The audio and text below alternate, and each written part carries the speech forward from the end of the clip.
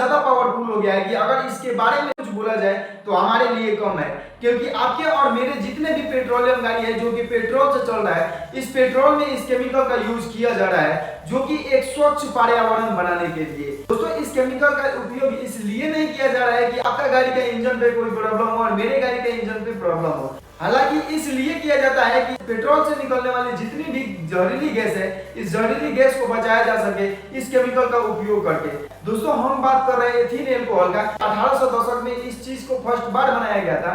बनाने के साथ साथ इसका उपयोग एक छोटे से लैब के जरिए किया गया था। ये एक्सपेरिमेंट सक्सेस रहा। इसका उपयोग समय के साथ धीरे धीरे बढ़ता गया। साल 2014 में ऑयल मार्केटिंग कंपनी 27,900 खुदरा दुकानों में बिक्री की। वहीं 2024 में इसको पूरे देश भर में बिक्री किया गया। और दूसरा सवाल दोस्तों ये है कि क्या एथेनॉल अपने से बनाया जाता है या यह एक पृथ्वी के नीचे से पेट्रोल या डीजल जैसा निकलने वाला पदार्थ है। अगर इसके बारे में हम बात करें तो पेट्रोल और डीजल जो होता है जमीन से निकलने वाला एक तरल पदार्थ होता है, जबकि एथेनॉल जो होता है हमारे पौधे से एथेनॉल को बनाया जाता है। छोटे से वीडियो को क्लिप से जानते हैं कि एथेनॉल बनाने का प्रोसेस क्या होता है। अब यहाँ पे दोस्तों आपको एक चीज़ देखने के लिए ज़रूर से मिलेगा कि गाड़ी में डालने वाली सभी पेट्रोल इसमें 100% प्योर पेट्रोल नहीं है, इसमें एथेनॉल मिक्स है, जिस एथेनॉल को हम एथीन अल्कोहल भी कहते हैं। अब दोस्तों बारी आती है कि इस एथीन अल्कोहल को बनाया कैसे जाता है। मक्का, मटर, चावल इत्यादि जैसे चीज़ों को बड़े से प्लॉट जैसे जगहों पे खेती किया जाता है। जैसे कि आपको यहाँ पे देखते होंगे कि इतने बड़े प्लॉट में मक्का का खेती हुआ है, फिर मक्का को हम कंपनियों में लाते हैं। यहाँ पे एक आपको बड़ा सा एथेनॉल प्रोडक्ट फैसिलिटी कंपनी दिखाई देता होगा। यहाँ पे इसको कई स्टेपों में प्यूरिफाई करते हैं। सबसे पहले यहाँ पे जो भी चीज़ है यानी कि मक्का है तो वहाँ उसको कंपनी में लाया जाता है। यहाँ पे कंपनी में लाने के बाद इसको अच्छी तरह से पिसाई किया जाता है। कई घंटों तक ये प्रोसेस चलने के बाद इसको इतना पिसाई किया जाता है कि इसको हम लिक्विड के रूप में प्राप्त कर सकते हैं। और फिर वहाँ पे लिक्विड के थोड़ा सा कुछ अदर केमिकल डालकर फिर हम नीचे से आग लगाते हैं। आग लगाकर इसको पकाने का प्रक्रिया शुरू करते हैं। इस लिक्विड पदार्थ को तब तक पकाया जाता है जब तक ये पूरी तरह से लाल ना हो जाए। आवश्यकता पड़ने पे इसमें के नीचे और अधिक आग जलाया जाता है ताकि ये जल्दी से पूरे तरह से पक जाए। जब इसको अच्छी तरह से पका दिया जाएगा तो इसका कलर कुछ इस प्रकार से लाल हो जाएगा। फिर इसको हम करते हैं ठंडा। अब इसको ठंडा होने के बाद इसमें एक पाइप लगाया जाता है और दूसरे टंकी में इसको भेजा जाता है। अब दूसरे टंकी का इसका प्रोसेस कुछ ऐसा होता है कि इसको काफ़ी लंबे टाइम तक यानी कि 24 घंटा से अधिक 36 घंटा 48 घंटा तक इसको रखा जाता है। इसका जो वेस्ट प्रोडक्ट है नीचे बैठ जाए और जो मेरा लिक्विड प्योर लिक्विड है वो ऊपर की तरफ आ जाए। यहाँ 48 घंटा होने के पहले भी इसमें से कुछ CO2 ऐसे गैस निकलता है। पूरे 48 घंटा रखने के बाद ये जो होता है लिक्विड एक बियर के रूप में आ जाता है। उसके बाद हम लगाते हैं इसमें एक पाइप। यहाँ पे दूसरे तरफ देखेंगे तो इसको 3 स्टेप में भेजा जाता है। फर्स्ट प्रोसेस में ये चीज़ होता है कि इस लिक्विड एथेनॉल को प्योर करने के लिए हम नीचे से इसमें लगाते हैं आग। आग लगाने के बाद इसमें से जो भी गैस निकलता है यानी कि वाष्प के रूप में हम इसको पूरा बदलकर और सेकंड जो टैंकी दिया रहता है उसमें हम इसको भेजते हैं और जो इसका वेस्ट प्रोडक्ट होता है नीचे के साइड में निकल जाता है। अब यहाँ पे दोस्तों सेकंड स्टेप में भी सेम प्रोसेस होता है। यहाँ पर भी आग लगाया जाता है क्योंकि जो वाष्प के रूप में यहाँ पे आया था उसको भी गर्म करके हम इसको थर्ड स्टेप में भेजेंगे।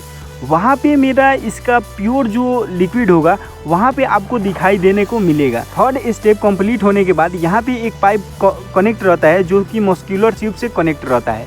यहाँ पे मस्कुलर ट्यूब में होता कुछ ऐसा है कि यहाँ पे जब एथेनॉल आता है तो उसके कुछ वेस्ट अणु होते हैं जो कि नीचे की तरफ आ जाते हैं, जो प्योर अणु होते हैं वहाँ ऊपर की तरफ रह जाते हैं। और यह एक लास्ट प्रोसेस होता है जहाँ से एथेनॉल को डायरेक्ट स्टोरेज टंकी में डाला जाता है या गाड़ी वाला टंकी में डाला जाता है।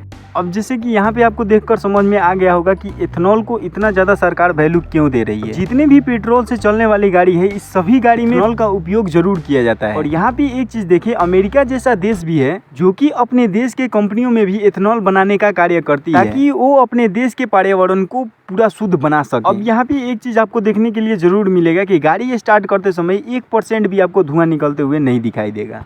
अब दोस्तों आपने देख लिया कि कंपनी में एथेनॉल को बनाया कैसे जाता है। एक तरफ एथेनॉल का बात करें तो एथेनॉल एक प्रकार का एल्कोहल है जो कि छोटे पौधों से प्राप्त किया जाता है। दूसरी तरफ बात करें पेट्रोल है एक जीवाश्म ईंधन है जो कि हजारों करोड़ों साल पहले के नीचे दब गई है।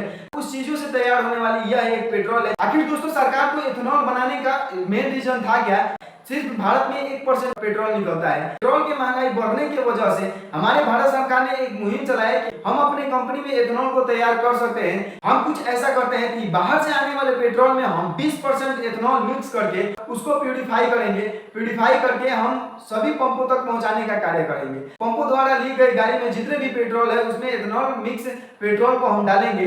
अप्रैल 2023 में सरकार ने पेट्रोल में 20% एथेनॉल मिलाकर बेचने के लिए बोला। इसे इसलिए बोला क्योंकि हमारा प्रदूषण अधिकांश कम से कम हो सके।